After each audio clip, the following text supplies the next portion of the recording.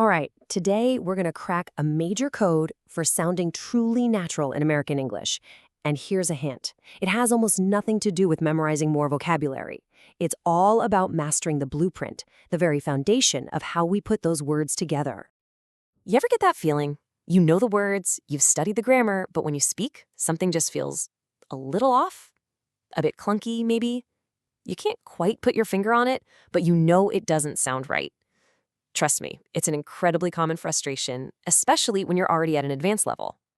Well, here's the secret. The hidden culprit? It's almost never the words you choose. It's the order you put them in. This happens because of the subconscious habit we all have called transliteration. Basically, you're thinking using the sentence structure from your native language and then just plugging in the English words. Think of it like this. Transliteration is like trying to build a modern skyscraper using ancient Roman blueprints. The materials might be new, but the structure is just wrong. People can probably figure out what you mean, but it's the number one thing that makes your speech sound unnatural. But don't worry, we are going to give you the right blueprint today. So, what's the solution?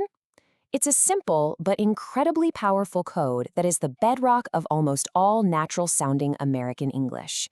It's called SVO. And once you master this, you can break that transliteration habit for good. Let's break it down real quick. The S, that stands for subject. This is the star of the show in your sentence. It's the person or the thing that's actually doing the action. Just ask yourself, who or what is the sentence about? Next up, V is for verb. This one's the easy one, right? It's the engine. It's the action. What is the subject doing? Cooking, running, thinking, sending? That's your verb. And finally, we have O for object.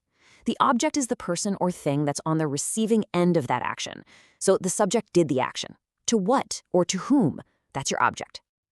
So you put it all together, what do you get? Subject, verb, object. Who did what to whom?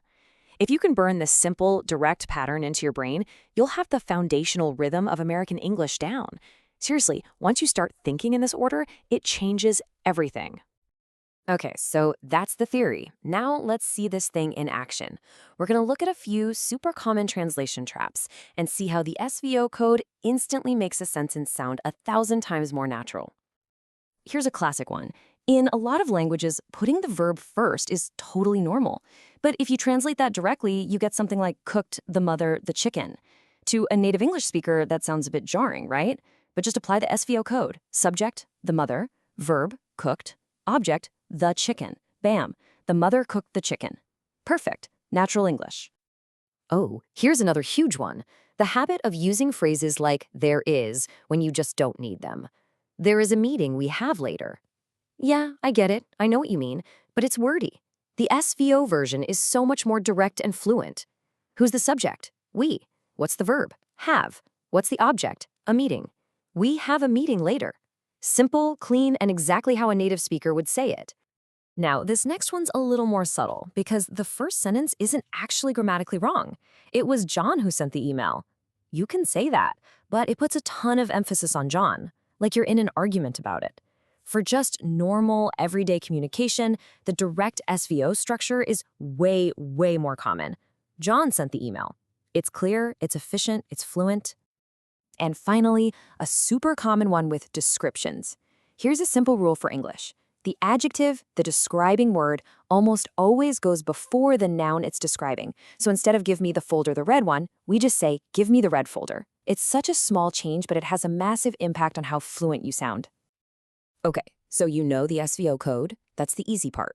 But how do you actually make it a habit? How do you retrain your brain to stop translating and start thinking directly in this English pattern? Well, I've got 3 practical steps for you.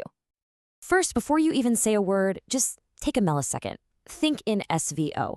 Who's my subject? What's the action? What's the object? Just plan it out. Second, embrace simplicity. You don't need complex sentences to be fluent. In fact, it's often the opposite. Direct is fluent. And third, tune your ears. When you're watching movies or listening to podcasts, actively listen for this SVO pattern. The more you notice it, the more your own brain will start to adopt it automatically. So as we wrap things up, I want to leave you with the one core idea. The single most important thing to remember from this that will put you on the path to real confident fluency. And it's this. True fluency isn't about being complicated. It's about being clear and direct. When you build your sentences on that simple, strong foundation of subject, verb, object, you're not just communicating words, you're communicating confidence. And people can hear the difference.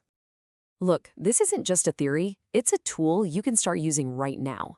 So I'll leave you with a challenge, a question to act on. What simple, direct, and perfectly fluent SVO sentence will you build today?